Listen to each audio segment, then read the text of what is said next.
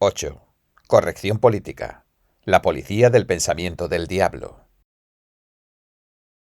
Los países comunistas controlan estrictamente el discurso y el pensamiento. En los años 80 apareció otra forma de control del discurso y el pensamiento en Occidente. La policía del pensamiento comenzó a usar la bandera de la corrección política para causar estragos en los medios de comunicación, la sociedad y el sistema educativo, usando lemas y críticas masivas para restringir el discurso y el pensamiento. Aunque muchos ya han sentido el perverso poder que ejerce este tipo de control, no comprenden sus orígenes ideológicos. Los partidos comunistas vienen usando términos como corrección política junto a progreso y solidaridad desde hace mucho. En apariencia, dicen que hay que evitar usar un lenguaje discriminatorio hacia las minorías, las mujeres, los discapacitados, etc. Por ejemplo, a los negros hay que llamarlos afroamericanos. A los indígenas americanos hay que llamarlos nativos americanos. A los inmigrantes ilegales hay que llamarlos indocumentados, etc.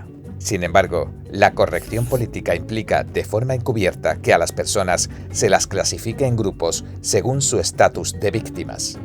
Por tanto, deben tratarse a quienes se consideran los más oprimidos con el mayor respeto y cortesía.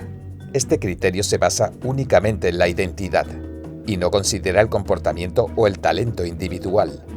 Esta es básicamente la llamada política de identidad o identitaria. Esta forma de pensar es muy habitual en Estados Unidos y otros países occidentales. Según este criterio, las lesbianas negras, ya que se ven oprimidas por su raza, su género y su preferencia sexual, encabezarían el ranking de las víctimas. En el otro extremo, a los hombres blancos heterosexuales se los considera los más privilegiados y, según la lógica de la política victimista, son los que más rechazo provocan. Este tipo de clasificación es idéntica a la que se realiza en países comunistas como China, donde clasificaban a la gente entre las 5 clases de rojo o las 5 clases de negro, en función de su riqueza y su clase social antes de la revolución. El Partido Comunista Chino eliminó y oprimió a los terratenientes y capitalistas por su estatus social inapropiado y atacó a los intelectuales por ser novenos viejos apestosos, mientras coreaba que los pobres son los más listos y los nobles los más tontos. En base a complejas razones históricas, también sociales e individuales, algunos grupos poseen una posición política y socioeconómica inferior, que no puede explicarse simplemente como opresión. Sin embargo, la corrección política traza límites artificiales en la mente de la gente, planteando un código moral radical. ¿Estás con nosotros o contra nosotros? Ajustarse a lo políticamente correcto es lo que se considera ético, y al que no lo hace se le acusa de ser racista, sexista, homófobo, antiislámico, etc. Las universidades, que deberían fomentar la libertad de expresión, se han vuelto centros de adoctrinamiento radical. Se ha silenciado al mundo al punto que no se pueden tratar abierta y honestamente ciertas cuestiones políticas, económicas y culturales. En nombre de la corrección política, algunas organizaciones trabajan para aislar todavía más a la religión tradicional de la esfera pública. Además, algunos gobiernos han ampliado la definición del llamado discurso del odio. Incorporaron esta definición en sus leyes y la usan para que las escuelas, los medios de comunicación y las empresas de Internet les obedezcan. Esto se asemeja a las restricciones sobre el discurso que hay en los países comunistas. Después de las elecciones presidenciales de 2016 en Estados Unidos, el país quedó aún más dividido. Estallaron protestas en las grandes ciudades y las violaciones a la libertad de expresión comenzaron a hacerse frecuentes. En septiembre de 2017, Antifa amenazaba con protagonizar actos violentos y trataba de impedir que el escritor conservador Ben Shapiro diera un discurso en la Universidad de California, Berkeley. La policía de Berkeley se preparó y envió 3 helicópteros policiales. Los gastos de la seguridad se estimaron en más de $600,000. Un reportero preguntó a un estudiante que protestaba: ¿y la primera enmienda que protege la libertad de expresión? A lo que el estudiante respondió que ya no era un documento relevante. Irónicamente, un evento que marcaría el inicio de los movimientos estudiantiles en 1964 fue la lucha por la libertad de expresión en Berkeley. Hoy, la izquierda también usa el derecho a expresarse para tratar de deslegitimar y bloquear el resto de discursos. En marzo de 2017, el Middlebury College de Vermont invitó a hablar al científico social estadounidense Charles Murray. Le agredieron físicamente y un profesor de la universidad que lo acompañaba también resultó herido. En marzo de 2018, relevaron de algunas de sus funciones docentes a la profesora titular Amy Wax de la Facultad de Derecho de la Universidad de Pensilvania después de que publicara un artículo políticamente incorrecto. Otras organizaciones, de las que dicen oponerse al discurso del odio, califican a los grupos conservadores como grupos de odio. Además, ha habido casos de escritores y académicos conservadores que son amenazados por hablar o asistir a ciertos eventos. La izquierda ya se ha entrometido en la llamada libertad de expresión, al punto de que adultera cualquier debate saludable entre puntos de vista diferentes.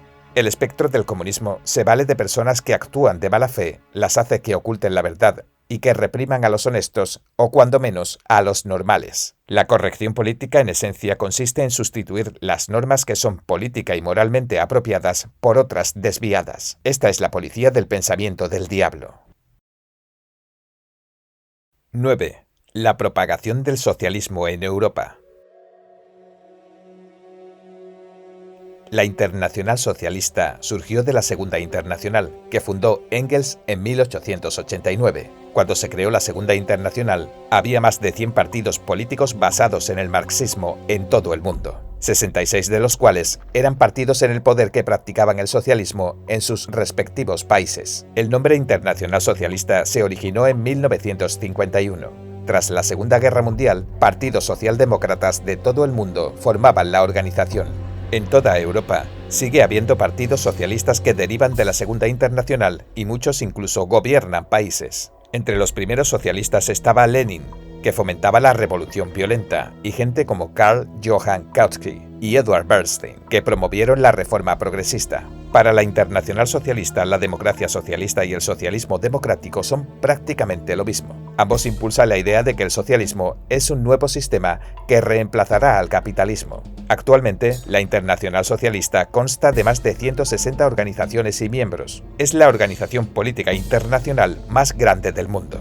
El Partido de los Socialistas Europeos, en activo en el Parlamento Europeo, es también un aliado de la Internacional Socialista. Sus miembros son los partidos socialdemócratas de la Unión Europea y de algunos otros países limítrofes. Se creó en 1992. Sus miembros forman parte de casi todas las grandes organizaciones europeas, incluyendo el Parlamento Europeo, la Comisión Europea y el Consejo Europeo. En la actualidad, el Partido de los Socialistas Europeos cuenta con 33 partidos miembros de 25 países de la Unión Europea y Noruega, además de 12 miembros asociados y 12 observadores, en total 57 partidos políticos. Se dedica a un inmenso abanico de actividades. Los principales objetivos que declara el Partido de los Socialistas Europeos son el fortalecimiento del movimiento socialista y socialdemócrata dentro de la Unión Europea y en toda Europa, y el desarrollo de una estrecha cooperación entre partidos miembros, grupos parlamentarios y demás. En esencia, trabaja para fomentar vigorosamente la causa socialista. El Partido Socialdemócrata Sueco, que gobierna Suecia, afirma abiertamente que el marxismo es su guía teórica. Durante las varias décadas que lleva en el poder, ha fomentado las ideologías socialistas de igualdad y ayuda social. Los retratos de Marx y Engels aún cuelgan en los salones del partido. Los principios rectores del Partido Laborista del Reino Unido se basan en el socialismo fabiano. Como se ha comentado anteriormente, el socialismo fabiano es simplemente otra versión del marxismo, que hace hincapié en usar métodos graduales para pasar del socialismo al comunismo. También aboga por impuestos altos, mucha ayuda social y otras ideas socialistas. El Partido Laborista ha gobernado muchas veces Inglaterra en las últimas décadas y siempre ha impulsado las ideas socialistas fabianas. El Partido Comunista Británico también ha procurado continuamente influir en la política británica, incluso con su propio periódico, The Morning Star. El partido se creó en 1920 y en su apogeo sus miembros formaron parte de la Cámara de los Comunes. Al comienzo de las elecciones de 2019 en Inglaterra, el Partido Comunista Británico anunció repentinamente que tenía intención de apoyar al líder izquierdista del Partido Laborista. Este importante miembro del Partido Laborista lleva 40 años fomentando el socialismo y la apropiación estatal de bienes. En septiembre de 2015 se convirtió en líder del Partido Laborista por una abrumadora ventaja del 60%. Cuando un periodista de la BBC le preguntó por su opinión sobre Marx, elogió a Marx calificándolo como un gran economista y una figura fascinante a la que había estudiado mucho y de la que podemos aprender mucho. El Partido Socialista es el mayor partido político de centroizquierda de Francia. Es miembro de la Internacional Socialista y del Partido de los Socialistas Europeos. Su candidato a la presidencia salió elegido en 2012 para dirigir el país. El comunista italiano Antonio Grenzi no solo fundó el Partido Comunista de Italia en 1921, sino que también fue su secretario general. Hasta los años 90, el Partido Comunista de Italia fue muy activo y por mucho tiempo se mantuvo como segundo partido político del país. En 1991, el partido pasó a llamarse Partido Democrático de la Izquierda. Alemania no es una excepción, es el país de origen de Marx y Engels y sede de la influyente Escuela de Frankfurt, otra expresión del marxismo. Otros países europeos como España y Portugal tienen partidos políticos comunistas muy influyentes. Toda Europa, no solo los países de Europa del Este, está dominada por el comunismo. Los países que no son comunistas del norte, el sur y el oeste de Europa están fomentando y acogiendo con o sin intención ideologías y políticas comunistas. Decir que Europa ha caído en manos del enemigo no es ninguna exageración. 10. ¿Por qué caemos en los trucos del diablo? El sociólogo estadounidense Paul Hollander contó en su libro Peregrinos políticos las historias de muchos jóvenes intelectuales amantes del comunismo que viajaron a la Unión Soviética, la China maoísta y la Cuba comunista. Pese a que cometían horribles abusos, a estos jóvenes peregrinos políticos no se les mostró nada, así que al regresar a sus países, escribieron con entusiasmo libros que glorificaban las políticas socialistas. La ideología comunista es una ideología del diablo, y con el paso del tiempo, la gente está viendo cada vez con más claridad que allá donde llega el comunismo, prospera la violencia, las mentiras, la guerra, el hambre y la dictadura. La pregunta es, ¿por qué hay todavía tanta gente que ayuda al diablo a difundir sus mentiras de forma incondicional e incluso se convierten en sus obedientes instrumentos? En Estados Unidos, por ejemplo, hubo gente que se vio atraída hacia el comunismo por diferentes razones en diferentes épocas. Los primeros miembros del Partido Comunista de Estados Unidos eran inmigrantes. Su estatus económico era bajo, así que les resultaba difícil integrarse en la comunidad.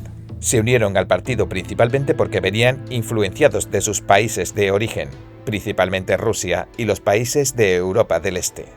Después de la Gran Depresión, la influencia del marxismo en Occidente aumentó drásticamente y casi toda la clase intelectual de Occidente comenzó a girar hacia la izquierda. Muchos intelectuales visitaban la Unión Soviética y al volver a casa daban discursos y escribían libros que fomentaban la ideología comunista. Entre estos había muchos pensadores, escritores, artistas y periodistas influyentes. La generación del baby boomer entró en la universidad en los años 60. Pese a que crecieron en la opulencia de la posguerra, las ideologías de tendencia comunista les sedujeron y adoptaron posturas anticultura como protestas contra la guerra, feminismo y otras cosas así. La siguiente generación de estudiantes ya aprendió de libros de texto de la izquierda porque sus profesores eran radicales titulares, consumando así el triunfo de la larga marcha del comunismo por las instituciones e iniciando un ciclo destinado a reproducirse y mantenerse para siempre.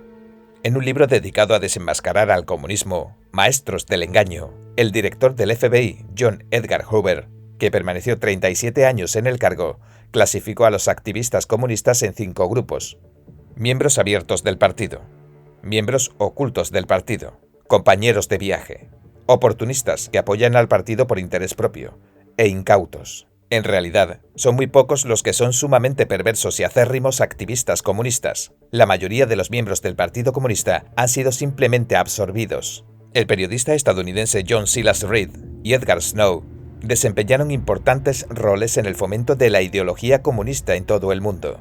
Reed escribió el libro 10 días que estremecieron al mundo y Snow, Estrella Roja sobre China.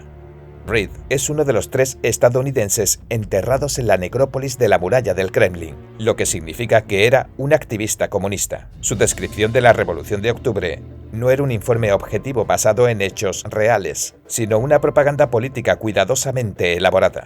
Snow fue un compañero de viaje del comunismo. En 1936, propuso una entrevista a un miembro del Partido Comunista Chino. Le dio las preguntas sobre una docena de temas que incluía la diplomacia, la protección contra la invasión enemiga, la opinión sobre la desigualdad de los tratados, la inversión extranjera, las opiniones sobre los nazis, nacionalsocialistas y otras cosas. Posteriormente, Mao Zedong se reuniría con Snow en Champey, al norte de la provincia de Shanxi, para responder a las preguntas y dar una impresión positiva del Partido Comunista Chino PCC. El traicionero PCC usó al joven e ingenuo Snow como instrumento para que difundiera al mundo sus mentiras cuidadosamente elaboradas. Yuri Bezmenov, antiguo espía de la KGB, recordó cómo atendía a sus amigos que llegaban del extranjero cuando era espía. El Servicio de Inteligencia Extranjera de la Federación Rusa organizaba parte de su agenda. Las visitas a iglesias, escuelas, hospitales, jardines de infancia, fábricas, etc., eran todo un montaje. Los involucrados eran comunistas o personas de confianza a las que habían entrenado para asegurarse de que dijeran lo que debían decir. Citó como ejemplo cuando Look, una importante revista estadounidense de los 60, envió a periodistas a la Unión Soviética. Terminaron publicando el material que prepararon las fuerzas de seguridad soviéticas, incluyendo fotos y escritos. De este modo, la propaganda soviética se distribuyó bajo el nombre de una revista estadounidense, engañando a los estadounidenses. Bezmenov dijo que se podría excusar a muchos periodistas, actores y deportistas porque no llegaron a conocer lo que era en realidad la Unión Soviética cuando la visitaron, pero que el comportamiento de muchos políticos occidentales resultaba imperdonable. Tejieron mentiras y cooperaron con los comunistas soviéticos para mejorar su propia reputación y obtener beneficios, dijo, calificándolos de moralmente corruptos. En el libro, usted puede confiar en los comunistas para que se comporten como tales. El doctor Fred Sparks analizó por qué algunos jóvenes de familias acomodadas se sintieron atraídos por el comunismo. Planteó 4 razones. Primero, el desencanto por el capitalismo. Segundo, la creencia en una filosofía de vida materialista. Tercero, la arrogancia intelectual. Cuarto, una necesidad religiosa insatisfecha. La arrogancia intelectual afecta a los jóvenes de entre 18 y 20 años que son presa fácil de la propaganda comunista debido a que comprenden la historia de forma parcial, a su resentimiento antiautoritario y a su deseo de rebelarse contra la tradición, la autoridad y la cultura étnica en la que crecieron. La necesidad religiosa insatisfecha se refiere al hecho de que todos sentimos en nuestro interior una especie de impulso religioso que nos lleva a buscar cómo trascender. Sin embargo, el ateísmo y la teoría de la evolución que les inculcan durante su educación los vuelve incapaces de hallar satisfacción con las religiones tradicionales. La fantasía comunista de liberar a la humanidad se aprovecha de esta necesidad humana latente y actúa como sustituto de la religión. Las ideologías radicales tienden a engañar a los intelectuales. Este fenómeno ha llamado la atención de los especialistas. En su libro El opio de los intelectuales, el filósofo y sociólogo francés Raymond Aron señaló que, por un lado, los intelectuales del siglo XX criticaban el sistema político tradicional, mientras que, por el otro, toleraban e incluso hacían la vista gorda a las dictaduras y las matanzas de los países comunistas. Consideraba a los intelectuales de izquierda que convertían su ideología en una religión secular como hipócritas, arbitrarios y fanáticos. En su libro Intelectuales, de Marx y Tolstoy, a Sartre y Chomsky, Paul Johnson, historiador británico, analizó las vidas y las opiniones políticas radicales de Rousseau y de otros tantos intelectuales que le siguieron. Descubrió que compartían la fatal debilidad de la arrogancia y el egocentrismo. En su libro Intelectuales y Sociedad, el académico estadounidense Thomas Sowell también ilustró ampliamente la extraordinaria arrogancia de estos intelectuales. Desde la década de 1960, el comunismo ha invadido la educación estadounidense. Aún peor, muchos jóvenes, bombardeados por la prensa de izquierda y con una educación simplificada, se entregan a la televisión, a los videojuegos, a Internet y a las redes sociales. Se convierten en ofendiditos, personas que carecen de conocimientos de una perspectiva global, un sentido de la responsabilidad, un sentido de la historia y la capacidad de hacer frente a los desafíos. Adoctrinados con ideologías comunistas o derivadas del comunismo por la generación de sus padres, usan una perspectiva deformada para evaluar tanto lo que ven como lo que oyen. Es decir, las mentiras comunistas han formado una burbuja a su alrededor que les impide ver la realidad con claridad. Para engañar a la gente, el demonio se ha aprovechado de debilidades humanas como la estupidez, la ignorancia, el egoísmo, la codicia y la ingenuidad. Y también se aprovechó del idealismo y de las fantasías románticas de vivir una vida hermosa. Y eso es lo más triste de todo. El comunismo es una ideología demoníaca que no forma parte de ninguna cultura tradicional de la sociedad humana, ya que va en contra de la naturaleza humana. Nunca puede desarrollarse de forma natural, sino que se debe forzar e inculcar de forma externa. Debido a la influencia del ateísmo y el materialismo, el ámbito académico y educativo ha dejado de creer en los dioses. La creencia ciega en la ciencia y el culto a la llamada inteligencia humana posibilitan que la gente se convierta en esclavos de esta ideología demoníaca.